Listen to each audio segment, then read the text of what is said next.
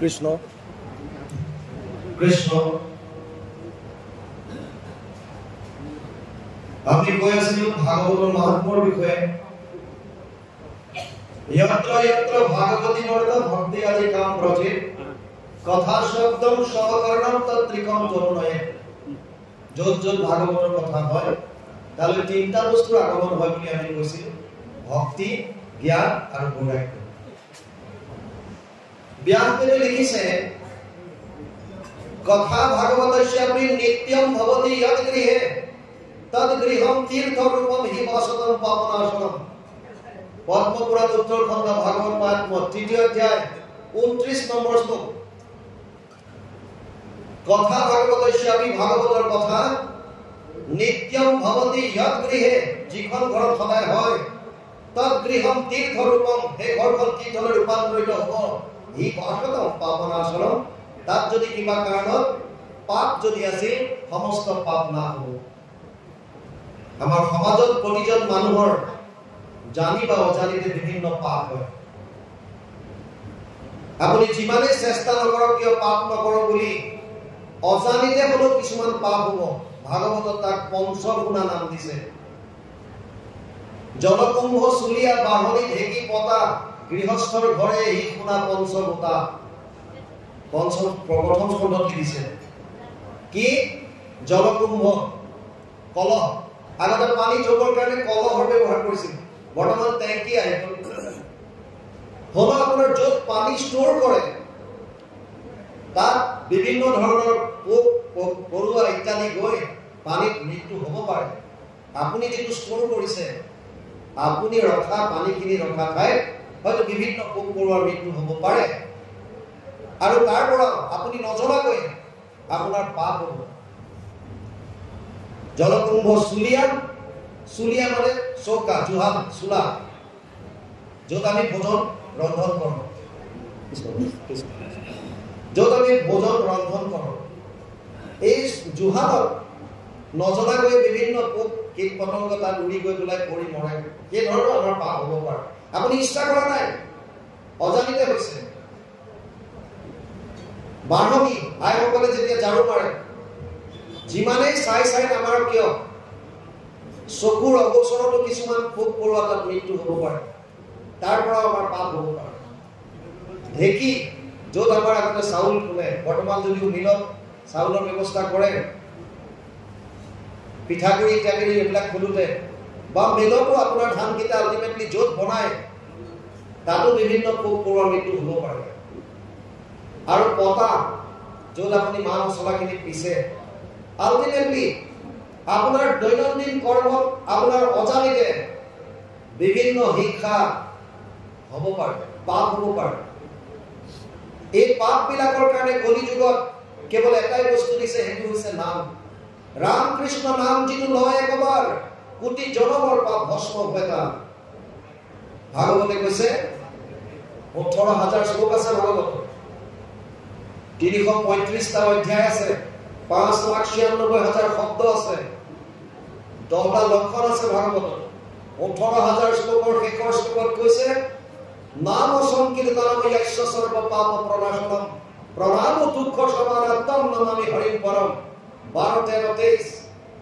দ্বাদশ খণ্ড ত্ৰয়োদশ অধ্যায় 23 নম্বৰ শ্লোক ভাগৱত অৰ্থাৎ নাম সংকীৰ্তনৰ দ্বাৰাই আপোনাৰ সমস্ত পাপ নাশ হ'ব পাৰে সেইকাৰণে ব্যাসদেৱে লিখিলে কথা ভাগৱতস্যাপি নিত্যম ভৱতি যৎ গৃহে যিখন ঘৰত সদায় প্ৰভু ভগৱন্তৰ লীলাসমূহৰ শ্ৰৱণ কীৰ্তন হ'ব ভাগৱতৰ কথা য'ত হ'ব অকণমানে হওক শ্লোকাৰ্ধম শ্লোকপদম শ্ৰীমদ ভাগৱতোদ্ভৱম অলপ মানে যদি হয় আপোনাৰ ঘৰখন তেতিয়া তীৰ্থলৈ ৰূপান্তৰিত হ'ব তীৰ্থ কাক কয় য'ত মহাপুৰুষে জন্ম ল'লে বা অৱতাৰ কৰিলে বা লীলা কৰিলে য'ত ভগৱান কৃষ্ণ নিজে অৱতৰিত হৈছিল বা অৱতাৰ লৈছিল বা তেওঁৰ বিভিন্ন লীলা কৰি থৈ গ'ল এই ক্ষেত্ৰসমূহ তীৰ্থলৈ ৰূপান্তৰিত কৰিলে আৰু তাত আগতে সন্ত মহন্তসকলে বাস কৰিছিল আৰু কি কৰিছিল এই মহাপুৰুষৰ বা গুৰু ভগৱানৰ লীলাসমূহ সদায় তাত শ্ৰৱণ কীৰ্তন কৰাৰ ব্যৱস্থা কৰিছিল আৰু গাঁৱৰ পৰা আমাৰ মানুহবিলাক আমি গৈছিলো তীৰ্থক্ষেত্ৰলৈ কিয় এই মহন্তৰ মুখে কথা শুনিবৰ কাৰণে কিন্তু যেতিয়া গুৰুজনৰ আবিৰ্ভাৱ হ'ল আবিৰ্ভাৱ হোৱাৰ পাছত সংস্কৃতৰ কঠিন কঠিন গ্ৰন্থবিলাক সহজ সৰল ভাষাত আমি সকলোৱে বুজিব পৰাকৈ অনুবাদ কৰি দিলে।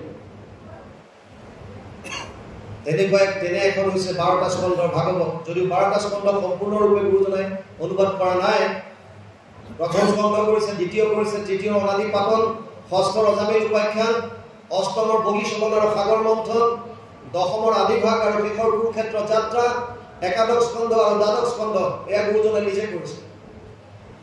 বাকী তেওঁৰ অনুগামী শিষ্যসকলে আল্টিমেটলি ভাগৱতৰ যি ভক্তি মাৰ্গৰ মূল গ্ৰন্থ, এই গ্ৰন্থভাগ অনুবাদ কৰি আমাক দিলে।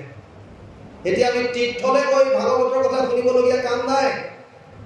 এতিয়া আমাক কৈছে তোমাৰ ঘৰখন তীৰ্থলৈ ৰূপান্তৰিত কৰা। কেনেকৈ?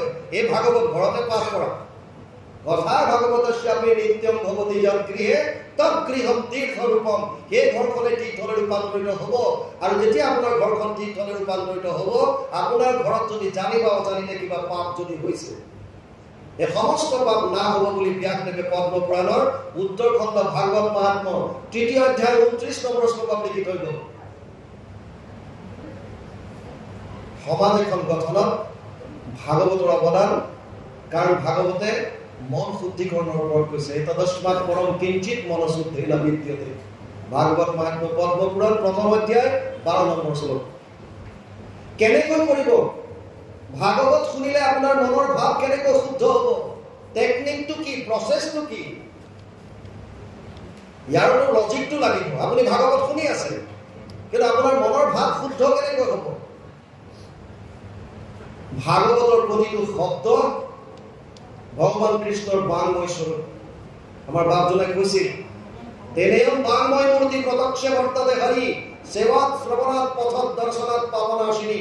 পদ্মপুৰাণ উত্তৰখণ্ড ভাগৱত মহাত্ম্য 3য় অধ্যায় 62 নম্বৰ শ্লোক। তাত কৈছে, যেতিয়া উদ্ধৱে প্ৰভু ভগৱন্তৰ বৈকুণ্ঠ প্ৰয়াণৰ আভাস পায়, নিৰ্জন স্থানত প্ৰশ্ন কৰিছিল, হে প্ৰভু, তুমি যে কৈছা মই বৈকুণ্ঠলৈ গুচি যাম, যদি তুমি বৈকুণ্ঠলৈ গুচি যোৱা তোমাৰ এই ভকতসকলে কি কৰিব? কাক সুধিব? কাৰ লগত মন্ত্ৰণা কৰিব? তদ বিয়োগেনতে ভক্তম কথম স্থায়িষ্যন্তি ভূতলে নির্গুণ উপাসনে কষ্টম মত কিঞ্চিত বিচারায়। পদ্মপুরাণ উত্তরখণ্ড ভাগবত মহাত্ম্য 3য় অধ্যায় 59 নম্বৰ শ্লোক। কেনেকৈ থাকিব? কি কৰিব?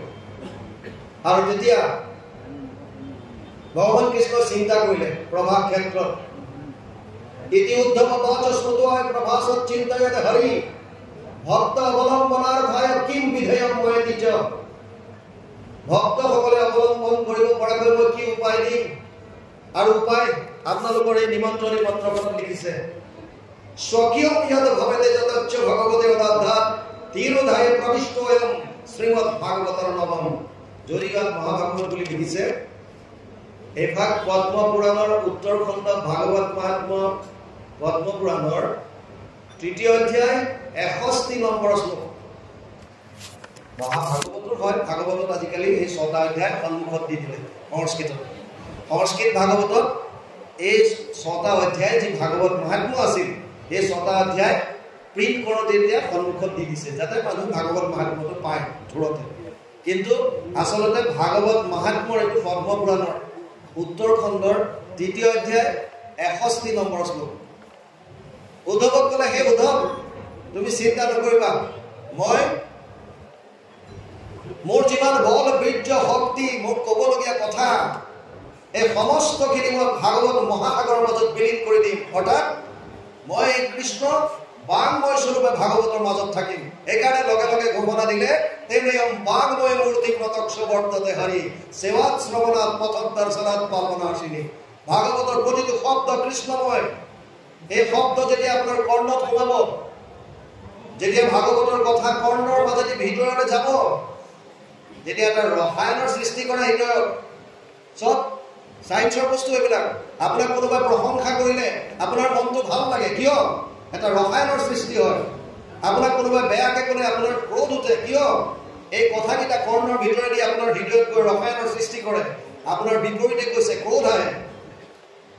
ঠিক তেনেকৈ ভাগৱতৰ শব্দবিলাক যদি আমাৰ কৰ্ণৰ পথে যেতিয়া হৃদয়ত যাব, মহাপুৰুষে কৈছে, মহাপুৰুষ মাধৱদেৱে ঘোষাত লিখি থৈ গ'ল, কৰ্ণ পথে ভকতৰ হিয়াত প্ৰৱেশী হৰি দুৰ্বাসনা হৰে সমস্তই জলৰ যতেক মল যেহেন শৰৎকালে স্বভাৱতে নিৰ্মল কৰয়। গতিকে আমি কৈ আছিলোঁ প্ৰথমতে যে সমাজ গঠনত, সুস্থ সমাজ গঠনত ভাৱৰ শুদ্ধতা লাগিব। ভাৱৰ শুদ্ধতা, মনৰ পবিত্ৰতা। ভাগৱত যদি আমি শ্ৰৱণ কৰোঁ, কিয়নো ভাগৱতৰ প্ৰতিটো শব্দ কৃষ্ণময় হৈ আছে, গতিকে এই শব্দসমূহ যদি আমাৰ কৰ্ণপথে ভিতৰত সোমাব, যে আমাৰ মনৰ দুৰ্বাসনাবিলাক নাশ কৰিব। আৰু যদি ভিতৰৰ পৰা আমাৰ এই কপটতাবিলাক যেতিয়া নাইকিয়া হৈ যাব, কাম, ক্ৰোধ, লোভ, মোহ, মদ, মৎসৰ, ঈৰ্ষা, দ্বেষ, সমাজ এখন আৰু বেলেগে সুধাৰ কৰিবলৈ কোনো প্ৰয়োজন নাই, নিজে নিজে হ'ব। আমি প্ৰতিজন ব্যক্তিৰ যদি অন্তৰবিলাক শুদ্ধ কৰি তোলোঁ, প্ৰতিজন ব্যক্তিৰ যদি পবিত্ৰ এখন হৃদয় হয়, তেতিয়াহ'লে আৰু সমাজখন বেলেগে কি গঠন কৰিব লাগে? চবৰে কৰ্ম শুদ্ধ হ'ব, বাণীত শুদ্ধতা আহিব, ভাৱত শুদ্ধতা আহিব, সমাজ নিজে নিজে ভাল হৈ যাব। সমাজ এখন বেয়া কিয় হৈছে? আমাৰ ভাৱৰ প্ৰতিস্ফলন। আমি 4জন মানুহ একেলগে আছো,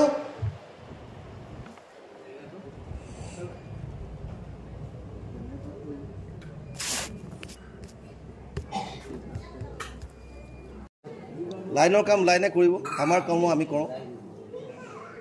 আমি কৈ আছিলোঁ ভাগৱত প্ৰভু ভগৱন্তৰ বাংময় স্বৰূপ, মানে শব্দ আকাৰত ভগৱান কৃষ্ণ বিৰাজমান হৈ আছে ভাগৱতৰ মাজত। সেইকাৰণে যেতিয়া আমি ভাগৱত শুনো, তেতিয়া কৰ্ণপথে ভকতৰ হিয়াত প্ৰৱেশী হৰি দুৰ্বাসনা হৰে সমস্তই জলৰ যতেক মল যেহেন শৰৎকালে স্বভাৱতে নিৰ্মল কৰয়। যেনেকৈ শৰৎকালৰ পানীখিনি নিৰ্মল হৈ থাকে, আপুনি তলত থকা বস্তু এটাও জল জল পট পটকৈ দেখি থাকে, ঠিক তেনেকৈ আমাৰ ভিতৰত যিমানবিলাক মলিনতা আছে, দুৰ্বাসনা আছে, এই সমস্তবিলাক ভাগৱত শ্ৰৱণ কৰিলে কৃষ্ণৰূপী শব্দবিলাক আমাৰ কৰ্ণৰ ভিতৰত যোৱাৰ লগে লগে এইবিলাক নাশ কৰিব। আপোনালোকে ভাবিব পাৰে যে এটা শব্দ শুনিলে ভিতৰৰ মলিনতা কেনেকৈ দূৰ হ'ব। শব্দৰ যিটো জোৰ, শব্দৰ যিটো শক্তি আপোনালোকে আচলতে সদায় গম পায়, কিন্তু ভাল ধৰণে আপোনালোকে চোৱা নাই। আপোনাক কোনোবাই গালি পাৰিলে, আপোনাক যেতিয়া গালি পাৰে আপোনাৰ ক্ৰোধ আহে। কিয় আহিছে ক্ৰোধ? কাৰণ সেই শব্দই, তেওঁৰ যিটো গালি পাৰিছে, সেই শব্দ আপোনাৰ কৰ্ণ পথেদি গৈ আপোনাৰ ভিতৰত এটা ৰসায়নৰ সৃষ্টি কৰিছে, কেমেষ্ট্ৰি, আৰু সেইকাৰণে আপোনাৰ ক্ৰোধ আহিল। আপোনাক কোনোবাই প্ৰশংসা কৰিছে, আপোনাৰ কৰ্ণ পথেদি সেই শব্দ সোমাই আপোনাৰ ভিতৰত এটা ৰসায়নৰ সৃষ্টি কৰিছে, আপুনি উৎফুল্লিত হৈ উঠে। যদি এই দুটা কাম শব্দৰ দ্বাৰা কৰিব পাৰে, তেতিয়াহ'লে শব্দই এইটো কৰিব পাৰিব যে এই কৃষ্ণৰূপী শব্দসমূহ আপোনাৰ কৰ্ণৰ পথত সোমোৱাৰ পাছত মনৰ যিমান মলিনতা আছে চব শেষ কৰি পেলাব। আপোনাৰ অন্তৰ পবিত্ৰ হ'ব। সমাজ গঠনত আমাক শাস্ত্ৰৰ জ্ঞান দৰকাৰ। শাস্ত্ৰ কোনবিলাক? আমি ক'লোঁ শাস্ত্ৰৰ উত্তম গীতা, ভাগৱত। ভাগৱত এনেকুৱা এখন গ্ৰন্থ যিখন সমস্ত শাস্ত্ৰৰ সাৰ আছে। আমাৰ যদিও হিন্দু ধৰ্ম বুলি কোৱা হয়, আচলতে আমাৰ ধৰ্মটো হৈছে সনাতন ধৰ্ম। সিন্ধু নদীৰ পাৰত থকা, সিন্ধু উপত্যকাত থকা যিখিনি মানুহ আছিল আগতে, তেওঁলোকক হিন্দু বুলি কৈছিল পাৰ্চিয়ানসকলে, কাৰণ সিন্ধু শব্দটো ফুটি নুঠিছিল, হিন্দু কয়। তাত বিভিন্ন ধৰ্মাৱলম্বী লোক আছিল, কিন্তু কালৰ সোঁতত এই সনাতন ধৰ্মীখিনিকেই হিন্দু বুলি কোৱা হ'ল। যি কি নহওক, সনাতন ধৰ্মৰ মূল যদি কিবা আছে সেয়া হৈছে বেদ। বেদ কোনেও সৃষ্টি কৰা নাই, বেদ প্ৰভু ভগৱন্তৰ নিশ্বাসত বাজ হৈছে। এই বেদৰ বিস্তাৰ কৰিছে ব্যাসদেৱে। বেদ 4খন, ঋগ, সাম, যজুৰ, অথৰ্বৈক্য, চতুৰ্বেদ ঊৰ্ধ্বতে, ভাৰত পুৰাণম চ পঞ্চম বেদ উচ্যতে। 1:4-20, প্ৰথম স্কন্ধ 4ৰ্থ অধ্যায় 20 নম্বৰ শ্লোক ভাগৱত। 4খন বেদ, ঋগ্বেদ, সামবেদ, যজুৰ্বেদ, অথৰ্ববেদ। যদিও মহাভাৰত আৰু ভাগৱতক পঞ্চম বেদ বুলি ঘোষণা কৰিলে ভাগৱতৰ প্ৰথম স্কন্ধ 4ৰ্থ অধ্যায় 20 নম্বৰ শ্লোকত ব্যাসদেৱে। এতিয়া এই বেদৰ আকৌ 4টা ভাগ আছে, সংহিতা, ব্ৰাহ্মণ্য, আৰণ্যক, আৰু শেষৰ পাৰ্টটো বেদান্ত। মই আগতে কৈছোঁ বেদান্তৰ সাৰ ভাগৱত। সৰ্ববেদান্ত সাৰম হি শ্ৰী ভাগৱতম ইষ্যতে, জৈশ্য ৰসামৃত তৃপ্তস্য নানন্যত্ৰ ৰতি ক্বচিত। 12, 13, 15 দ্বাদশ স্কন্ধ ত্ৰয়োদশ অধ্যায় 15 নম্বৰ শ্লোক ভাগৱত সমস্ত বেদান্ত সাৰ মহাভাগৱত শাস্ত্ৰ নামঘোষা 18 নম্বৰ পদ জোকা আল্টিমেটলি আমি যদি ভাগৱত অধ্যয়ন কৰোঁ তেতিয়াহ'লে ইয়াত বেদৰ সাৰ পাব আমাৰ দুখন মহাকাব্য আছে ৰামায়ণ মহাভাৰত আৰু মহাভাৰতৰ ভিতৰৰ ভীষ্ম পৰ্বৰ 25 পৰা 42 অধ্যায়লৈ 18টা অধ্যায় সুকীয়াকৈ উলিয়াই আনিছে নাম দিছে শ্ৰীমদ ভগৱত গীতা তৃতীয়খন আমাৰ এখন গ্ৰন্থ গীতা ভাগৱত যদি অধ্যয়ন কৰে তেতিয়াহ'লে আপুনি মহাভাৰতৰ কথাও পাব ৰামায়ণৰ কথাও পাব গীতাৰ কথাও পাব আৰু বেদান্তৰ কথা পাব আল্টিমেটলি এখন গ্ৰন্থত আপোনালোকে সমস্ত শাস্ত্ৰৰ সাৰ থুপ খুৱাই থোৱা আছে গতিকে সমাজ প্ৰক্ৰিয়াত যেতিয়া শাস্ত্ৰই প্ৰমাণ বুলি আমাক ক'লে তস্মাৎ শাস্ত্ৰম প্ৰমাণম তে কাৰ্য অকাৰ্য ব্যৱস্থিত জ্ঞাতৱা শাস্ত্ৰ বিধানোক্তম কৰ্ম কৰ্তুমি অৰ্হসি অৰ্জুনক যেতিয়া ভগৱান কৃষ্ণই ক'লে যে তোৰ কাৰ্য অকাৰ্যৰ ক্ষেত্ৰত শাস্ত্ৰ প্ৰমাণ আৰু সেই শাস্ত্ৰ যিহেতুকে ভাগৱতত সমস্ত শাস্ত্ৰৰ সাৰ আছে গতিকে ভাগৱত গ্ৰন্থখন আমি অধ্যয়ন কৰিব লাগে ভালকৈ কাৰ লগত মহন্তৰ মুখে যিসকলে ভাগৱতৰ তত্ত্ব জানে নহ'লে হয়তো আপোনাক যিটো অৰ্থ আচলতে কৈছে সেই অৰ্থটো বেলেগ ধৰণে বুজাই দিব কাৰণ যাৰ যেন মতি কহে বেদক ব্যাখ্যান যাৰ যেনেকুৱা ভাৱ ই হয়তো তেনেকৈ ব্যাখ্যা কৰিব মই অলপ আগতে কৈছিলোঁ যে ভাৱত শুদ্ধতা লাগিব সমাজ গঠনত আৰু ভাৱ আহে ক'ৰ পৰা ভাৱ আহে ভগৱানৰ পৰা ভগৱানৰ এটা শক্তি আছে মায়াৰ 3টা গুণ সত্যম ৰজস্তম ইতি গুণ প্ৰকৃতি সম্ভৱা নিবদ্ধন্তি মহাবাহু দেহে দেহি নাম অব্যয়ম 14শ অধ্যায় 5 নম্বৰ শ্লোক গীতা 3টা গুণ আছে সত্য ৰজ আৰু তম 3 গুণৰ পৰা 3টা ভাৱ সাত্বিক ৰাজসিক আৰু তামসিক সত্য গুণৰ পৰা সাত্বিক ভাৱ ৰজগুণৰ পৰা ৰাজসিক তমগুণৰ পৰা তামসিক যাৰ যেনেকুৱা ভাৱ আমি সমাজত তেনেকুৱা কৰ্ম কৰিছোঁ সেইকাৰণে এখন সমাজত যদি 1000 মানুহ আছে যিজন সাত্বিক ভাৱত আছে তেওঁৰ কৰ্ম সাত্বিক হ'ব ঈশ্বৰমুখী হ'ব দহৰ কল্যাণ কৰিব ৰাতিপুৱাৰ পৰা ৰাতিলৈকে কেৱল জনকল্যাণৰ কথা চিন্তা কৰিব যদি ৰাজসিক হোৱাৰ লগে লগে কি হ'ব তৃষ্ণা বাঢ়িব তৃষ্ণা ইটো লাগে সিটো লাগে ৰজো ৰাগাত্মকম বৃদ্ধি তৃষ্ণা সংগ সমুদ্ভৱম তান নিবধ্নন্তি কৌন্তেয় কৰ্ম সংগেন দেহিনাম 14শ অধ্যায় 7 নম্বৰ শ্লোক গীতা তৃষ্ণা বাঢ়ি যাব আৰু লাগে নেম এণ্ড ফেম বাঢ়িব বিচাৰিব মোক মানুহে জয় কৰক মই কৰবালৈ গ'লে মোৰ কাৰণে এটা স্পেচিয়েল এখন চকী ৰাখক মোক এটা স্পেচিয়েল জাপি দিয়ক মোৰ কাৰণে গামোচাখন সুকীয়া হওক চব যশ বিচাৰিব যশ তমগুণ বাঢ়িলে তামসিক মানুহে তমস্তু অজ্ঞানজম বৃদ্ধি মোহনম সৰ্বদেহিনাম প্ৰমাদ আলস্য নিদ্ৰাভিতান নিবধ্নন্তি কৌন্তেয় তাত তামসম উদাহৃতম কি কৈছে 14শ অধ্যায় 8 নম্বৰ শ্লোকত ক'লে তমস্তু অজ্ঞানজম বৃদ্ধি তমস্তু অজ্ঞানৰ নিচিনা তামস কেনেকুৱা কৰে প্ৰমাদৰ দৰে কাম কৰিব উন্মত্তৰ দৰে কাম কৰিব আৰু আলস্য ভাৱ কৰিবলগীয়া কামবিলাক নকৰে আৰু শুই থাকিবলৈ মন কৰিব আৰু হিংসাৰ প্ৰতি মন যাব এখন সমাজত যদি বেছি মানুহ যদি তামসিক প্ৰকৃতিৰ হয় তেতিয়াহ'লে সমাজখন আমি বেয়াৰ পৰা উঠাই অনাটো বৰ কঠিন সেই একেখিনি মানুহক যদি আপুনি সাত্বিকৰ ফাললৈ যদি লৈ যাব পাৰে ভাৱধাৰা যদি শুদ্ধ কৰাই দিব পাৰে তেতিয়াহ'লে তেওঁলোকে সমাজখনলৈ শুদ্ধ ৰূপত প্ৰতিটো কৰ্ম অৱদান কৰিব তেওঁলোকৰ বাণীত শুদ্ধতা আহিব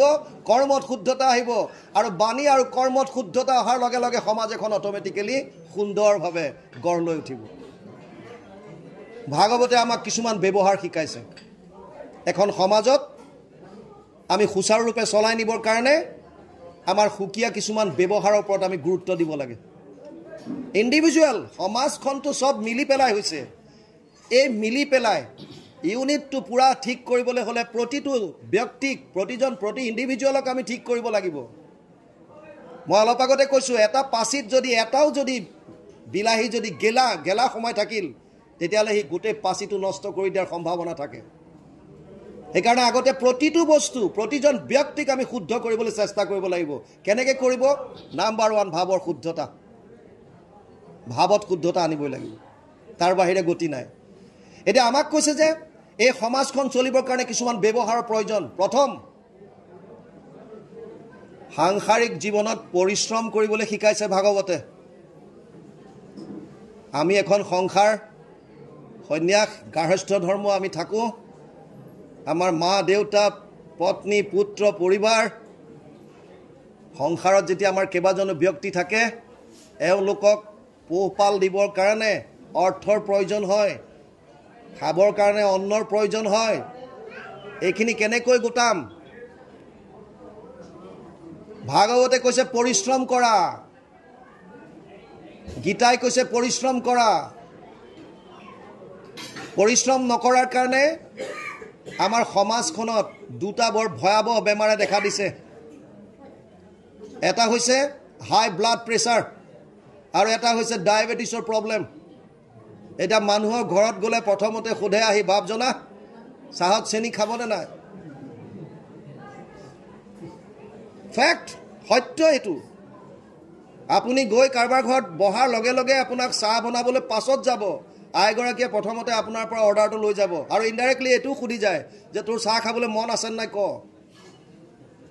যেতিয়া সুধিব আপোনাক যে চাহত চেনি দিম নে, তাৰমানে ইনডাইৰেক্টলি এইটো সুধিছে যে তোমাৰ চাহ খাবলৈ মন আছেনে নাই। যদি আছে তেতিয়াহ'লে কোৱা চেনি দিম নে নিদিম। পৰিশ্ৰম নকৰাৰ কাৰণে বহুত বেমাৰ আহিলে আমাৰ জীৱনলৈ। গীতাততো অৰ্জুনক কৈছে নিয়তম কুৰু কৰ্ম ত্বম কৰ্ম জয়হীয় কৰ্মন শৰীৰ যাত্ৰা পিনাচেদ প্ৰসিদ্ধেদ কৰ্মণি। 3য় অধ্যায় 8 নম্বৰ শ্লোক গীতা। হে অৰ্জুন, তই তোৰ কৰ্তব্য কৰ্ম নিজে কৰ, আৰু যদি কৰ্তব্য কৰ্ম নকৰ এদিন তোক শৰীৰেও লগ নিদিয়া হ'ব। শৰীৰটো সুন্দৰ ৰূপত ৰাখিবৰ কাৰণেও পৰিশ্ৰম অতি প্ৰয়োজন। শাৰীৰিক পৰিশ্ৰম যদি নকৰোঁ তেতিয়াহ'লে এদিন শৰীৰটোৱে লগ নিদিয়া হ'ব। অৰ্থাৎ আপুনি বহোঁ বুলি তলত বহিব নোৱাৰে, যাওঁ বুলি যাব নোৱাৰা হ'ব, দেখোঁ বুলি দেখি চাব নোৱাৰা হ'ব, শুনো বুলি শুনিব নোৱাৰা হ'ব। প্ৰতিটো বস্তুৱেই আপোনাক এৰা দিব লাহে লাহে। দ্বিতীয় কৈছে সামাজিক জীৱনত স্বচ্ছতা। এখন সমাজ সুস্থ ৰূপত গঢ় দিবৰ কাৰণে প্ৰতিজনৰ মনত স্বচ্ছতা লাগিব, ট্ৰেন্সপাৰেঞ্চি। আমাৰ লোকঢাক থাকে, ইটোৰ পৰা সিটো কথা লুকোৱা, সিটোৰ পৰা সিটো কথা লুকোৱা। ইভেন ইণ্টাৰেষ্টিং কথা, ঘৰত 4টা প্ৰাণী, চবৰে মোবাইলৰ পাছৱৰ্ড বেলেগ বেলেগ, কোনেও কাকো নকয়। কিমান প্ৰাইভেচি, নকয় কোনো, কাৰণ কাৰো ট্ৰেন্সপাৰেঞ্চি নাই, গণ্ডগোল আছে।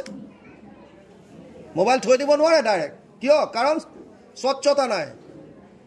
আৰু সমাজত আমি কৈ আছোঁ যে স্বচ্ছ সমাজ এখন গঢ়ি তোলা, অমুক কৰা। আৰে বাহ্যিক স্বচ্ছতাই কি কৰিব? ভাৱৰ স্বচ্ছতা আনিব লাগিব, ভাৱৰ। আমাৰ যদি মনৰ স্বচ্ছতা নাই, আমি যদি লোকঢাক কৰোঁ। আপোনালোকে এইটো সমাজ আজি এটা অনুষ্ঠান কৰিছে, সুন্দৰ অনুষ্ঠান। ইয়াত আপোনালোকে দান বৰঙণিৰ দ্বাৰা এইটো কৰিছে। এখন ইয়াত হয়তো কমিটি বনাই দিছে। যদি কমিটিখনৰ মনত যদি স্বচ্ছতা নাথাকে, মই উদাহৰণহে দিছোঁ, আপোনালোকে কমিটিখনে ল'ব নালাগে ডাইৰেক্ট।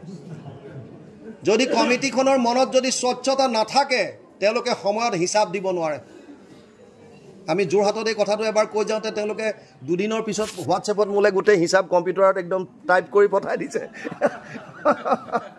অ' বাপ, ইমান পালোঁ, ইমানখিনি হ'ল হিচাপটো এইটো বোলে। মই কৈছোঁ মোক কেলে বাৰু, আপোনালোকে তাত মাৰি দিয়ক। কিন্তু সত্য, যদি স্বচ্ছতা নাথাকে, যিমান সৰু অনুষ্ঠানৰ পৰা যিমান ডাঙৰ অনুষ্ঠান নহওক কিয়, যদি মনত স্বচ্ছতা নাথাকে, আপুনি হিচাপ কিতাপ সময়ত দিব নোৱাৰে। কিয়? কাৰণ আপুনি মিলাব লাগিব। আৰু যদি স্বচ্ছতা থাকে, তেতিয়াহ'লে এক হাতে ইমান দান বৰঙণি আহিল, এক হাতে ইমান খৰচ হ'ল, চিধা হিচাপ সন্মুখত। কিহৰ সময়টো লাগে? যি আহিছে পইচা এয়া, আৰু যিখিনি খৰচ হ'ল এয়া, 2টা লোৱা সন্মুখত। কিন্তু আমাৰ স্বচ্ছতা নাথাকে। এখন সমাজত এই বস্তুটোৰ অতি প্ৰয়োজন। দ্বিতীয় আছে পৰিবাৰৰ মাজত, পৰিয়ালৰ মাজত প্ৰেম। এখন সমাজ গঢ় কেনেকৈ লয়? এজন ব্যক্তি, এটা পৰিয়াল, তাৰপাছত 10টা পৰিয়াল, আল্টিমেটলি আমি সকলো মিলি পেলাই এখন সমাজ। এজন এজন ব্যক্তিৰ দ্বাৰা এখন সমাজ। এজন ব্যক্তি, 2জন ব্যক্তি, 3জন ব্যক্তি, 4জন ব্যক্তি, এটা পৰিয়াল। এটা পৰিয়াল, 2টা পৰিয়াল, 3টা পৰিয়াল, 10টা পৰিয়াল, এখন সমাজ। আল্টিমেটলি আমি ক'ৰ পৰা গুৰুত্ব দিব লাগিব? পৰিয়ালৰ মাজত ইজনৰ প্ৰতি সিজনৰ প্ৰেম। আমাৰ প্ৰেম ভাৱটো নাইকিয়া হৈ গৈছে বৰ্তমান সব পইচাৰ লগত তুলনা হৈছে কম্পেয়াৰ কৰে পইচা আপোনাৰ মাহীৰ ঘৰত বিয়া মাহীৰ ছোৱালীৰ আপুনি যদি 50,000 1 লাখ টকা দিব পাৰিছে আপুনি বিৰাট ভাল যদি আপুনি দিব নোৱাৰিলে তেতিয়ালে আপোনাৰ অহংকাৰী হ'ল হি ডাঙৰ মানুহ হ'ল তাৰ ইগো বৰ বাঢ়ি গৈছে কিয় মানে আপুনি পইচা নিদিলে প্ৰতিটো বস্তু পইচাৰ লগত কম্পেয়াৰ এজনী মানুহ এগৰাকী আছিলে তেওঁ গিৰিয়েক ঢুকাই গ'ল সৰু ল'ৰা এটা আছিলে বহুত কষ্ট কৰি ল'ৰাটোক তুলি তালি ডাঙৰ দীঘল কৰিছে বহুত কষ্টৰে এটো যিসকলে তেনেকুৱা ভগৱানে নকৰক কাৰো দিন তেনেকুৱা নহওক এগৰাকী যেতিয়া নাৰীয়ে নিজৰ এটা সন্তান সমাজত অকলে লৈ ডাঙৰ দীঘল কৰাটো বৰ সহজ খাদ্য কথা নহয় কাৰণ সমাজত পশুতুল্য বহু ব্যক্তি থাকে যাৰ দৃষ্টি সদায় পিপাসু হৈ থাকে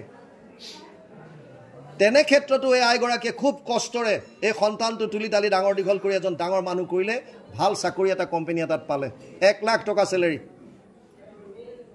এবাৰ কোম্পানীৰ পৰা অফাৰ আহিল যে তুমি আমেৰিকাত যাব লাগে 2 বছৰৰ কাৰণে 4 গুণ দৰমহাত বঢ়াই দিম মানে 4 লাখকে দিব ল'ৰাটো আহি মাকক ক'লে মা মোক এটা বৰ সুন্দৰ অফাৰ পাইছো মই আমেৰিকাত যাব লাগে 4 লাখকে মাহিলি পাম মাকে ক'লে তোৰ দেউতাৰে অজস্ৰ টকা পইচা দি থৈ গৈছে গোটেই সম্পত্তি দেখোন তো ল'ৰা অকলে মই বুঢ়ী হৈ আহিলোৱে আৰু মোৰ অবিহনে সব তোৰে আকৌ তো পইচা ঘটিবৰ কাৰণে আমেৰিকাত যোৱাৰ কি প্ৰয়োজন তই ফুৰিবলৈ মন গৈছে কেদিমানৰ কাৰণে ছুটি লৈ আমাৰ এইবিলাক আছে অজস্ৰ টকা পইচা লৈ যা ই ক'লে নহয় কোম্পানীয়ে সুবিধাটো দিছে যেতিয়া 2 বছৰৰহে কথা 2 বছৰ আৰু মই তোৰ লগত কথা পাতিয়ে থাকিম আজিকালি ফোনৰ যুগ সদায় কল কৰিম গতিকে মোক যাবলৈ দে মাক বাপেকৰ সুখ সদায় সন্তানৰ সুখত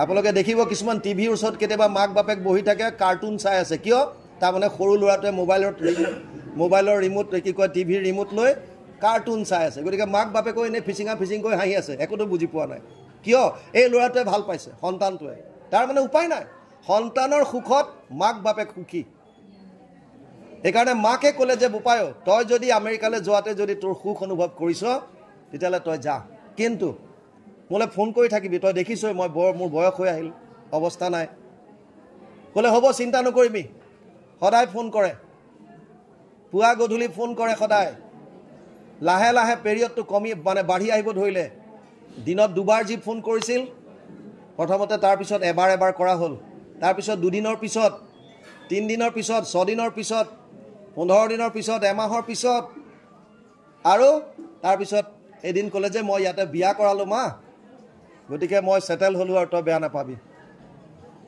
বস সিটিজেনশিপ লৈ ললে তাতে লৈ পেলাই খা খবৰ বন্ধ টোটালি শেষ খতম বহু বছৰৰ পিছত হঠাৎ মাকলে ফোন আহিছে মাও বৰ ভুল কৰিলো মই কি হ'ল বোপাই মই এনেকুৱা কৰিব নালাগিছিল তোক অকলে এৰি আহিব নালাগিছিল আজি মই অনুতপ্ত অনুশোচনা হৈছে মোৰ গতিকে মোক প্ৰায়শ্চিত্ত কৰাৰ সুবিধা এটা দে মাকে ক'লে এটাই সুবিধা আছে তই গুছি আহ মইতো তোক মানা নকৰ যি কৰিলি তই পত্নী আৰু মোৰ নাতিকিটাক লৈ গুছি আহ মই আকোৱালি ল'ম কাৰণ মোক থাকিম কেইটা দিন এয়া তোৰে সংসাৰ তোৰে ঘৰ দুৱাৰ আহ তই ই ক'লে নহয় মই বেলেগকেহে ভাবিছো কি ভাবিছ তোক আমেৰিকালৈ লৈ অহাৰ কথা ভাবিছো মাকে ক'লে এই বয়সত মই যাব নোৱাৰিম নহয় বোপাই বোলে তই চিন্তা কৰিব নালাগে বাকি সব যোগাৰ মই কৰিম খালি তই মোৰ লগত আহিবই লাগিব মোক অকমান শুশ্ৰূষা কৰাৰ সুবিধা দে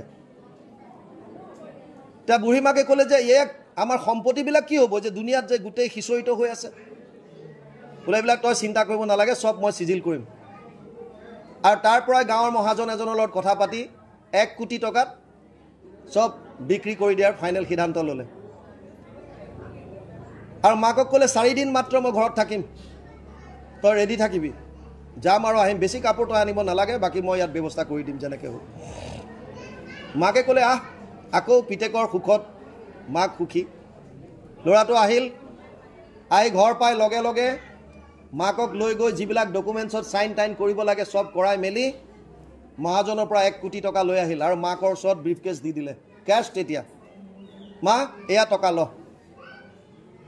মাকে ক'লে বোপাই মই তোৰ লগতে যাম আমেৰিকালৈ এয়া পইচা মই ৰাখি কি কৰিম তোৰ লগতে ৰাখ দুইটা যামেই যেতিয়া চতুৰ্থ দিনা তই ৰাখি থ একো নহয় চতুৰ্থ দিনা মাকক ক'লে সৰু বেগ এটাত অলপমান কিবা কিবি কাপোৰ ভৰাই ল'বি বেছি ল'ব নালাগে তই মই চব যোগাৰ কৰি দিম তাত আৰু মাকক লৈ এয়াৰপৰ্টত গ'ল টিকেট দুটা কাটিলে মাকক দেখুৱাইছে দুটা টিকেট বল যাওঁ আৰু মাকক এজেগাত বহুৱালে বহাই ক'লে মা ইয়াতে বহ মই বৰ্ডিং পাছটো বনাই আনো আৰু বেগকেইটা মই কাৰ্গত দি আহিম আৰু ল'ৰাটো 9টা বজাত মাকক এখন চেয়াৰত বহুৱাই দি কাউণ্টাৰৰ ফাললৈ গ'ল মাকে বহি আছে নিজৰ বেগটো লৈ কোলাতে 9টাৰ পৰা 10টা 10টাৰ পৰা 11টা 11টাৰ পৰা 12টা 12টাৰ পৰা 1টা 2টা 3টা 4টা সন্ধিয়া 5টা বাজি গ'ল মাকজনী ল'ৰাটো ঘূৰি নাহিল গাৰ্ডজন ওচৰতে এজন গাৰ্ড আছিল সি দেখিছে ৰাতিপুৱাৰ পৰা বুঢ়ী মানুহগৰাকী এখন চেয়াৰত বহি আছে না বাথৰুম গৈছে না ৱাছৰুম গৈছে তাতে বহিয়ে আছে এইকাৰণে আহি পেলাই সুধিলে আইতা আপুনি ৰাতিপুৱাৰ পৰা ইয়াত বহি আছে যে কাৰণটো কি ক'ৰবালৈ যাবনে কোনোবা আহিবনে কি ক'লেও পায় মই আমেৰিকাত যাব আহিছোঁ এই ল'ৰাৰ লগত আহিলোঁ বোলে আমেৰিকালৈ যাবলৈ বোলে অঁ মোৰ ল'ৰাটোৱে লৈ আহিছে কৈছে আমেৰিকালৈ ইয়াৰ পৰা এখনেই ফ্লাইট যায় ইণ্টাৰনেশ্যনেল ফ্লাইট এখন আছে ৰাতিপুৱা 10টা বজাত গ'ল আপোনাৰ ল'ৰাৰ নাম কি আৰু নামটো ক'লে আৰু তাত গৈ পেলাই কাউণ্টাৰত চেক কৰিলে দেখিছে সেই ল'ৰাটোৱে প্ৰেমৰ এখন ভুৱা নাটক কৰি গোটেই সম্পত্তি বেছি পইচাখিনি লৈ মাকক এয়াৰপৰ্টত অকলে এৰি থৈ আমেৰিকালৈ উধাও হৈ গুচি গ'ল এয়া প্ৰেম গাৰ্ডটোৱে আহি পেলাই মাক আইতাক বুঢ়ীজনীক ক'লে যে আইতা আপোনাৰ ল'ৰাটো অলৰেডি গুচি গ'ল বুঢ়ীজনীয়ে কি কৰিব এতিয়া মাত্ৰ দুধাৰি চকুলো বৈ আহিছে আৰু গাৰ্ডটোৱে ক'লে যে আপুনি ঘৰলৈকে যাওকগৈ বোলে উপায় মোৰ হাততো একোৱেই নাই পইচা পাতি ঘৰলৈ যাবলৈও পইচা নাই বোলে আইতা চিন্তা নকৰিব মই আপোনাক টেক্সি এখন ভাড়া কৰি দিম বলক সৎ মানুহ এতিয়াও নোহোৱা নহয় পৃথিৱীত সৎ মানুহ আছে আৰু লৈ গ'ল এখন টেক্সি বুক কৰিলে পইচা পাতি দিলে ক'লে আইতাক গৈ পেলাই য'ত নামে নমাই দিবি বতৰ বিৰাট বেয়া সন্ধিয়াৰ সময় বিজুলী ঢেৰেকণি ধুমুহা বৰষুণ ভয়ানক বতৰ তাৰ মাজত গাড়ীখন গৈছে নিজৰ ঘৰত গেটৰ ওচৰত গাড়ীখন ৰখাই দিলে বুঢ়ীগৰাকীয়ে ভাবিলে দৌৰ মাৰি গৈ মই ৰুমটোত সোমাওঁগৈ গেটখন খুলি দৌৰ মাৰিছে বিচনাখন পামগৈ কিন্তু গেটত মহাজনে তলা মাৰি থৈ দিছে ঘৰটো বেচি দিলে ইফালে অন্ধকাৰ ৰাতি টেক্সি গুচি গ'ল অন্ধকাৰ কাক মাতিব ক'লে যাব বাৰান্দাতে পৰি থাকিল বুঢ়ীজনী গোটেই ৰাতি ৰাতিপুৱা মহাজন আহিছে ঘৰটো ঠিক ঠাক কৰিব কিনি ল'লে যেতিয়া আৰু দেখিছে বাৰান্দাত কোনোবা এগৰাকী শুই আছে কোন লগে লগে এগৰাকীয়ে মূৰৰ পৰা চাদৰ আঁতৰাই দিছে অ আইতা আপুনি আমেৰিকাত গৈছিল কালি কি হ'ল কৈছে বোপাই গৈছিলোঁ মই টিকেটৰ কিবা খেলি মেলি হ'ল নেকি একো বুজি নাপালোঁ ল'ৰাটো বোলে গ'ল মহাজনে কৈছে আইতা আপুনি একো বুজি নাপালে কিন্তু মই চব বুজি পালোঁ মানে আপোনাৰ ল'ৰাই প্ৰেমৰ এখন ভুৱা নাটক খেলি আপোনাৰ লগত প্ৰেমৰ এখন ভুৱা নাটক কৰি এই ধন সম্পত্তি পইচা গোটেইখিনি লৈ উধাও হৈ গুচি গ'ল আপোনাক ইয়াত অকলে এৰি কিন্তু আপুনি চিন্তা নকৰিব মই আপোনাক মাতৃ সন্মান দিম মোৰ ঘৰত বলক মই মোৰ মাৰ দৰে ৰাখিম আপোনাক বুঢ়ীজনীয়ে ক'লে বোপাই তই যেতিয়া মোক মা বুলি মাতিলি এটা আৰু অকণমান কৃপা কৰ বোলে কি মোক ইয়াতে থাকিবলৈ দে থকা দিনকেইটা তাৰপিছত তোৰে হ'ব ঘৰ থকা দিনকেইটা মোক ইয়াত থাকিবলৈ দে বোলে কিয় আৰু কিমান অকলে থাকে আপুনি আমি দেখি আছোঁ আপোনাক আজি কত বছৰ ধৰি আপুনি অকলে অকলে আছে বোলে নহয় বোপাই যদি মোৰ ল'ৰাটো কেতিয়াবা ঘূৰি আহে আৰু যদি এইখন ঘৰত মোক দেখা নাপায় ই মনত বৰ কষ্ট পাব মাকৰ প্ৰেম পিতেকৰ প্ৰতি আৰু পিতেকৰ প্ৰেম মাকৰ প্ৰতি কেতিয়া আমাৰ এয়া শুদ্ধ হ'ব যদি আমি আধ্যাত্মিক শিক্ষা ল'ব নোৱাৰোঁ যদি আমি ভাগৱতৰ কাষ যদি চাপিব নোৱাৰোঁ আজি আপোনালোকে ইয়াত দিছে দ্বিতীয়টো নৱপ্ৰজন্মৰ আধ্যাত্মিক উত্তৰণত ভাগৱত নৱপ্ৰজন্ম ইয়াত কিমান আছে নৱপ্ৰজন্ম কাৰ আগত শুনাব বাপজন আহি পাই গ'ল কাক শুনাব কোনে শুনিব প্ৰহ্লাদে কৈছিল দৈত্য শিশুসকলক কৌমাৰে আচৰিত প্ৰাজ্ঞ ধৰ্মান ভাগৱতানিহ দুৰ্লভম মানুষ দেহ তত্ৰাপি অধ্ৰুৱম অৰ্থদম 7:6-1 সপ্তম স্কন্ধ 6ষ্ঠ অধ্যায় প্ৰথম শ্লোক ভাগৱত কুমাৰ কালৰ পৰা ভাগৱত শুনা আপুনি মেনুৱেলখন পঢ়াত খৰিটো ব্যৱহাৰ কৰাৰ আগত পঢ়িব লাগিব পঢ়ি যেতিয়া আপুনি নপঢ়াকে খৰিটো যেতিয়া বেয়া কৰি পেলাব কি খাব লাগে গম নাপালো কলৈ যাব নালাগে গম নাপালো কি কৰিব লাগে গম নাপালো আৰু একো নজনাকে খৰিটো ব্যৱহাৰ কৰি দিলো আজি অমুকত কাইলে তমুকত না কোনো শাস্ত্ৰৰ কথা না একো নাই বস শুনি আহিছো দেখি আহিছো কৰি আছো শাস্ত্ৰৰ প্ৰমাণ লবলৈ দিছে শাস্ত্ৰ পঢ়ক গীতা শাস্ত্ৰ ভাগৱত শাস্ত্ৰ অধ্যয়ন কৰক পানীৰ দৰে ভাষাত লিখি থৈছে ইয়াত ভকতক মাতক মাজে মাজে সপ্তাহত এদিনটো সময় উলিয়াওক এদিনত 24 ঘণ্টা দিছে ভগৱানে আপোনালোকক তাৰ 1 ঘণ্টা সময় ভগৱানক দিব নোৱাৰো আমি আৰু ভগৱানে গীতাত অৰ্জুনক কৈছে যে যথা মাম প্ৰপদ্যন্তে তাম তথৈব ভজম্যহম 4ৰ্থ অধ্যায় 11 নম্বৰ শ্লোক গীতা হে অৰ্জুন যি মোক যেনেকৈ ভজন কৰে মই তাক তেনেকৈ ভজন কৰো সিধা ফৰ্মুলা আপোনাৰ যদি ভগৱানৰ কাৰণে সময় নাই ভগৱানৰ আপোনাৰ কাৰণে সময় নাই সমোহম সর্বভূতেষু নামে দৈশ্য অস্তি না প্রিয় যে ভজন্তি তু মাম ভক্তিয়া মই তেষু তে চাপ্যহম 9ম অধ্যায় 29 নম্বৰ শ্লোক গীতা যদি মই সকলোৰে কাৰণে সমান কিন্তু মোৰ ভক্তৰ কাৰণে মই পক্ষপাতি সিধা ফৰ্মুলা আপুনি হৰিনাম লওক আপোনাৰ অধীন হৈ থাকিব অৰ্জুনৰ ৰথ চলাইছে ড্ৰাইভাৰ হৈছে ভগৱান যি কোটি কোটি ব্ৰহ্মাণ্ডৰ নায়ক অৰ্জুনৰ ড্ৰাইভাৰ হৈ আছে যুদ্ধত আপুনি চিন্তা কৰক আপোনাৰ ট্যাঙ্কৰ বিস্তাৰ ট্যাঙ্কত থকা কিটটোতো ভগৱান বিৰাজমান হৈ আছে ইমান কৃপালু হেজন পুতনাই মাৰিবলৈ আহিছিল अहो वकियम स्तनकाल कुतम जिज्ञाम स्वयपय यादपि सादेवी लेभे गति धात्री मुचितम ततु वैन्यम कमवा दयालुम शरणम ब्रजेमा पुतनाय मारिब গৈছিল मारिबले जोआ पुतनाक मातृर गति प्रदान करिছে इमान कृपालु कृष्ण और हे कृष्णर चरित्र भागवतर মাজত ভৰি আছে कृष्णर লীলা এয়া লীলা যদি আমি শ্ৰৱণ কৰো কিন্তু কৰিম কেতিয়া আপুনি ভাগৱত শুনাৰটো কোনো সীমা নাই কিন্তু অনুশোচনা হ'ব কেতিয়া যেতিয়া গম পাব ইছৰাম আগতে যদি গম পালো হেতেন আপুনি গম পালো হেতেন আগতে নপঢ়িলো আৰু এতিয়া যি সকল যুৱক যি দুই এজন আহিছে তেওঁলোক ধন্যবাদৰ পাত্ৰ সেৱাৰ যোগ্য আমি নমস্কাৰ জনাইছো সেৱা জনাইছো যিখিনি অহা নাই যিখিনি গম পোৱা নাই যে আধ্যাত্মিক তত্ত্ব আধ্যাত্মিক জ্ঞান ভাগৱত শাস্ত্ৰ কিয় শুনিব লাগে শুনিলে কি হয় জানিলে কি হয় আৰে প্ৰতিটো ফিল্ডৰ কাৰণে ভাগৱত আটাইতকৈ উত্তম গ্ৰন্থ ভাগৱত এক শৰণৰ কথা কৈছে গীতা এক শৰণৰ কথা কৈছে শাস্ত্ৰৰ উত্তম দুখন গ্ৰন্থ গীতা ভাগৱত 700 শ্লোকৰ গীতা ভগৱান কৃষ্ণই অৰ্জুনক কোৱাৰ পাছত 700 শ্লোকৰ গীতাত এটা শ্লোক ধৃতৰাষ্ট্ৰই কৈছে 40টা শ্লোক সঞ্জয়ে কৈছে 85টা অৰ্জুনে সুধিছে 574টা শ্লোক ভগৱান কৃষ্ণই কৈছে গোটেই শ্লোক কোৱাৰ পাছত উপদেশ দিয়াৰ পাছত শেষত নিজৰ সিদ্ধান্ত দিছে অৰ্জুনক সৰ্বগুহ্যতমম ভূয় শ্ৰীনুমে পৰমম বচ ইষ্টসীমে দৃঢ়মিতি তত বক্সামি তে হিতম অষ্টাদশ অধ্যায় 64 নম্বৰ শ্লোক গীতা হে অৰ্জুন গোপনীয়ৰ পৰা গোপনীয় কথা কওঁ এতিয়া শুন কি ক'লে सर्वधर्मान परित्यज्य मामेकम शरणम ब्रज अहम त्वा सर्व पापेभ्यो मोक्षयिष्यामि मा शुच अष्टादश अध्याय 66 নম্বৰ শ্লোক গীতা ভাগৱতে কৈছে সৰ্বধৰ্ম এৰি এক শৰণ সাক্ষাৎ দৃঢ় বিশ্বাসে সখী লৈ কোৱা মাত নকৰিবা ভয় হেৰা কৰো অংগীকাৰ সমস্ত পাপত মই কৰিব নিস্তাৰ শৰণটো লোৱা একত কি হ'ব তেতিয়া সূৰ্য ৰশ্মি যেতিয়া খিচৰিত হৈ থাকে তেতিয়া আমি সহ্য কৰিব পাৰো আমাৰ ওপৰত বিশেষ ক্ৰিয়া নকৰে কিন্তু যেতিয়া ম্যাগনিফাইং গ্লাস দি পেলাই সেই ৰশ্মি যেতিয়া ম্যাগনিফাইং গ্লাসৰ ভিতৰেদি যেতিয়া পাৰ কৰাব আপুনি শুকান ঘাঁহ অলপ দি চাওক অলপ সময় দিয়ক জ্বলাই দিব ইমান পাৱাৰ বাঢ়ি যায় কনসেন্ট্ৰেশন পাৱাৰ একত শৰণ ললে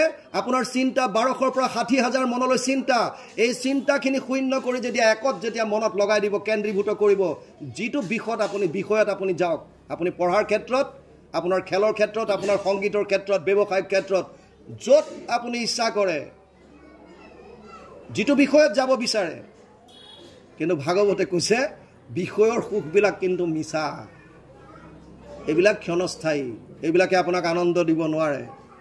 যদি আনন্দ পাবলগীয়া আছে কেৱল মোৰ চৰণত আহা, কাৰণ মই আনন্দ স্বৰূপ। কৃষ্ণই কৈছে, বেদে কৈছে, তৈত্তৰীয় উপনিষদ, ৰসো বৈশ্যঃ, সেইজনে আনন্দ স্বৰূপ। কোনজন? ভগৱান কৃষ্ণৰ কথা কৈছে। উদ্যোগত কৈছে কৃষ্ণ শব্দৰ অৰ্থ কৃষি ভূবাচক শব্দ ন নিবৃত্তিবাচক দ্বয়োৰ একাত পৰম ব্ৰহ্ম কৃষ্ণ ইতি অভিধীয়তে। অনুবাদ কৰিছে মহাপুৰুষ মাধৱদেৱে ঘোষাত। কৃষ হেন শব্দ এইটো পৃথিৱীবাচক বইলা ন আনন্দত প্ৰৱৰ্তয়। দুইৰো এক পদ মিলি পৰম ব্ৰহ্ম ৰূপ কৃষ্ণ, নাম আনন্দক মাত্ৰ কয়। যদি আনন্দ বিচাৰিছে, যিটোৰ কাৰণে ৰাতি দিন অহৰহ সমাজত অন্যায় কৰি আছে, দুৰ্নীতি কৰি আছে, ধৰ্ষণ, লুণ্ঠন, অগ্ৰম বগ্ৰম আনন্দ পাবৰ কাৰণে, সেই আনন্দ তাত নাপাব। সেই আনন্দ যদি লাগে, কৃষ্ণমুখী হওক, সমাজখনো ভাল হ'ব, আপুনিও আনন্দ উপলব্ধি কৰিব। আৰু ইয়াতকে কি লাগে? এই তত্ত্ববিলাক জানিবৰ কাৰণে এনেকুৱা সভাৰ প্ৰয়োজন। কিন্তু দুখৰ বিষয়ে আমাৰ উদ্বোধক বাপে কৈছে প্ৰথমে, যিখন অনুষ্ঠান কৰিবৰ কাৰণে আপোনালোকে আজি কত দিনৰ পৰা আপোনালোকৰ চিন্তা চৰ্চা চলি আছে। কিমান দিনৰ আগত আমাক আমাক ডেট লৈছিল যে আপুনি ইমান তাৰিখে আহিব। কিন্তু আজি আপোনালোকে নিজেই ভাবক, কিমানটা পৰিয়াল আছিলে এইটো অনুষ্ঠানৰ লগত জড়িত, আৰু আজি মানুহ কিমান আছে ইয়াত। মই দুখ কাকো নিদিওঁ, কাৰণ জন্মান্তৰে ভৱেত পুণ্যম তথা ভাগৱতম লভেত। ব্যাসদেৱে এনেৰে লিখা নাই। ব্যাসদেৱ ভগৱানৰ অৱতাৰ, ভগৱানৰ অৱতাৰ তেওঁ। ব্যাস নামে ভৈলা সত্যৱতীৰ সন্ততি, দেখিলাহা প্ৰজা হ'ব ভৈলা অল্পমতি। চতুৰ্বিংশতি অৱতাৰত লিখি থৈ গৈছে ব্যাসৰ বিষয়ে। গতিকে ব্যাস হৈছে প্ৰভু ভগৱন্ত কৃষ্ণৰে অৱতাৰ, আৰু তেওঁ লিখি থৈ গৈছে, যদি জন্মান্তৰে ভৱেত পুণ্যম তথা ভাগৱতম লভেত। বহুত জন্মৰ পুণ্য অৰ্জন হ'লেহে ভাগৱত শুনিবলৈ পাব। গতিকে দুটালৈকে আমাক কৈছিলে, 2টা বাজিলে। আমাৰ বাপজনাও আছে, আপোনাৰো আছে। প্ৰভু মাষ্ট আপোনালোকৰ এতিয়া অকণমান বিৰতি সময় দিছোঁ, যিহেতু এতিয়া আমাৰ অন্নবোৰ যোগাৰ কৰিছে। গতিকে আপোনালোকে অন্ন গ্ৰহণ কৰিব। তাৰপৰা আপোনালোকে 2-এটা প্ৰশ্ন সুধিব পাৰে শইকীয়াদেৱক। নাই নাই কৃষ্ণ, আমাৰ কথাটো শুনি লওক। আমি এটা বৈঠকতে বহোঁ, 2 ঘণ্টা বহক, 3 ঘণ্টা বহক, 4 ঘণ্টা বহক, ইয়াতে বহিলোঁ। যিখিনি জানিবলগীয়া আছে, আমাৰ যদি আছে শক্তি সামৰ্থ্য, আমি কওঁ বুলি কোন হৃদিস্থিত হোৱা তুমি যেন কৰা বাহা স্বামী ঋষিকেশ কৰিব তেনয়। আমাৰ কোনো নিজৰ শক্তি নাই। যেনেকৈ আপোনালোকে আজিকালি চবৰেতো বাথৰুম হ'ল, কিটচেনত টেপ হ'ল। আগৰ নিচিনা কুঁৱাৰ পৰা পানী তুলিবলগীয়া, পুখুৰীৰ পৰা আনিবলগীয়া নাই। টেপ খুলিলেই পানী। আৰু আমি যেতিয়া টেপ খোলোঁ, পানী ওলায়, কি বুলি ভাবোঁ? পানীটো ক'ৰ পৰা আহিছে? আমাৰ ঘৰৰ ওপৰত থকা, ষ্টেণ্ডৰ ওপৰত থকা টেংকৰ পৰা আহিছে বুলি। বুজি পাইছে? চবেই ভাবোঁ টেংকত পানী ৰিজাৰ্ভ হৈ আছে, আৰু ৰিজাৰ্ভৰ পৰা পানী আহিছে, আপুনি টেপ খুলিছে, পাইছে, বছ। কিন্তু কেতিয়াবা ভাবি চাইছেনে যে টেংকে যিটো পানী পাইছে সেইটো তাৰ নিজৰ নহয়। সেই টেংকৰ পানীখিনি বেলেগ চ'ৰ্চৰ পৰা তাত উঠাইছে। বুজি পালে? টেংকটোৰ নিজস্ব একো নাই, চ'ৰ্চ বেলেগ, তাৰ পৰা আহিছে, তাত পানী জমা হৈছে, আকৌ ইফালে খুলি দিছে, ওলাই গুচি গৈছে। আমি টেংকটোৰ দৰে, আমাৰ নিজস্ব একো নাই। গতিকে ভীষণ প্ৰশ্ন নকৰিব, ফৌজি মানুহ উঠি দৌৰ মাৰিম। যদি কিবা সাধাৰণ কিবা যদি আছে তেতিয়াহ'লে আপোনালোকে কৰিব পাৰে। কিন্তু যিহেতুকে 2টা বাজিলে, আমাৰ বাপজনো আছে, তেখেতেও আকৌ 2 ঘণ্টা 3 ঘণ্টা তেখেতৰ পৰা আহিব। গতিকে আল্টিমেটলি আপোনালোকৰ 4 ঘণ্টামান হৈ যাব। মাজত অকণ খোৱা বোৱাৰ কথা আছে। সেইকাৰণে আপোনালোকে যদি কয় আমি ইয়াতে সামৰি দিম, এনেও মানুহৰ এটা বৈঠকত শুনি পেলাই গ্ৰহণ কৰিব পৰা ক্ষমতা যিটো আছে, সেইটো অনলি 45 মিনিটছৰ, 45 মিনিট। 45 মিনিট সময় আমি এটা বৈঠকত শুনি পেলাই ৰিচিভ কৰিব পৰা আমাৰ মানে ব্ৰেইনৰ যিটো কেপাচিটি। সেইকাৰণে স্কুল কলেজৰ পিৰিয়ডবিলাক 45 মিনিটৰ হয়। 45 মিনিটৰ পাছত আকৌ বেলেগ টিচাৰ আহে, ছাবজেক্ট বেলেগ হয়। যিহেতুকে এতিয়া আপোনালোকৰ প্ৰায় 2 ঘণ্টা হ'ল, 2 ঘণ্টা সময় আপোনালোকে একেলগে বহি আছে।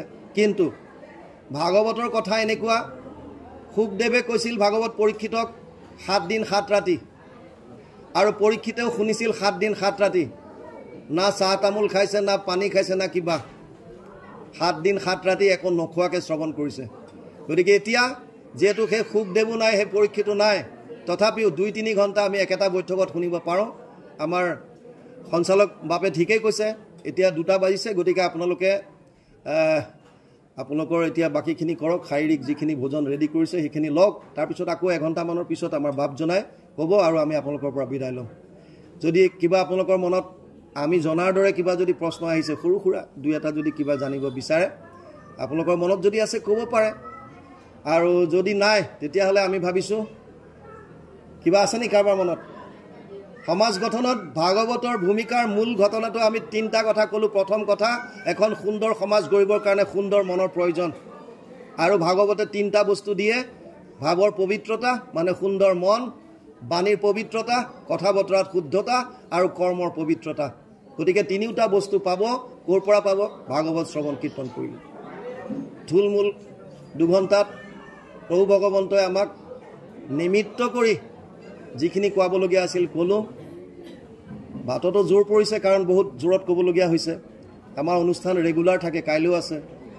কালি ৰাতিলৈ কালি সন্ধিয়ালৈকে তাত মোৰ কাৰ্বি আংলং আহি পেলাই ইয়াত পাইছোঁ ৰাতি আহি শুওঁতে 1টামান বাজিছে 12:30 এটা তথাপিও এতিয়া আকৌ বিশ্বনাথ চাৰিআলি যাম কাইলৈ মোৰ তেজপুৰত অনুষ্ঠান আছে সেইকাৰণে যদি কাৰো একো নাই তেতিয়াহ'লে এইকণ সময়ত আপোনালোকৰ ওচৰত আমাক নিমিত্ত কৰি প্ৰভু ভগৱন্তই সুস্থ সমাজ গঠনত ভাগৱতৰ ভূমিকাৰ ওপৰত ভিত্তি কৰি যিখিনি শ্ৰৱণ কৰোৱালে তাতো যদি ক'ৰবাত কিবা অপৰাধ ৰৈ গৈছে সৰ্ব অপৰাধ আমি আমাৰ ক্ষীৰ পাতি লৈ আপোনাক মহান মন্ত্ৰৰ শ্ৰী চৰণত আমাৰ মস্তক ৰাখি মহাপুৰুষৰ মাধৱদেৱৰ এজোকা ঘোষাৰে আমি সেৱা নিবেদিছোঁ অপৰাধ বিনাশন তজু নাম নাৰায়ণ জানি নামে পখিলো শৰণে আন গতি নাহিকে মৰণে অপৰাধ ক্ষমা কৰি তুমি দয়াশীল হৰি মুখ ৰক্ষা কৰোঁ চৰণে প্ৰভু মুখ ৰক্ষা কৰোঁ চৰণে কৃষ্ণ কৃষ্ণ হৰি কৃষ্ণ কৃষ্ণ কৃষ্ণ কৃষ্ণ জয় গুৰু শংকৰ